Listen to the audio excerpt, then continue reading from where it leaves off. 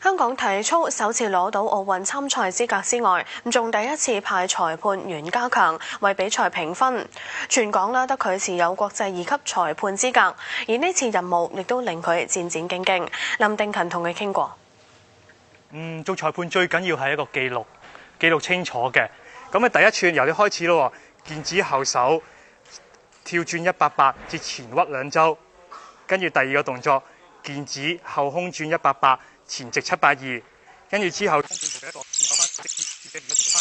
最尾嘅結束嗰串嘅動作就係健指後手後直90結束。佢嘅 D 分啦，呢啲符號得袁家強先睇得明，對眼一路望住運動員，隻手就要同步 mark 低動作。香港歷史性有體操代表攞到奧運入場券，仲連帶可以派裁判參與倫敦奧運。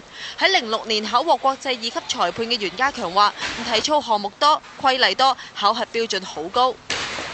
一見到個動作要反應好快，一睇個動作就知道係咩組難度、咩嘅連接、咩難度價值，佢有咩錯誤。今屆奧運體操會有新嘅評分方法，分 D、E、R 3個類別，每個項目有9位裁判，2位負責計算 D， 即係難度分，5位就會計算 E 技巧分，但會扣除最高同最低嘅2個分數。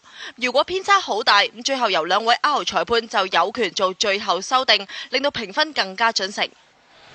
因為我喺奧運嚟講會做係一個 E 裁判，到時嚟講電視機都會 show 出每一個裁判每個國家嘅裁判佢嘅評分嘅。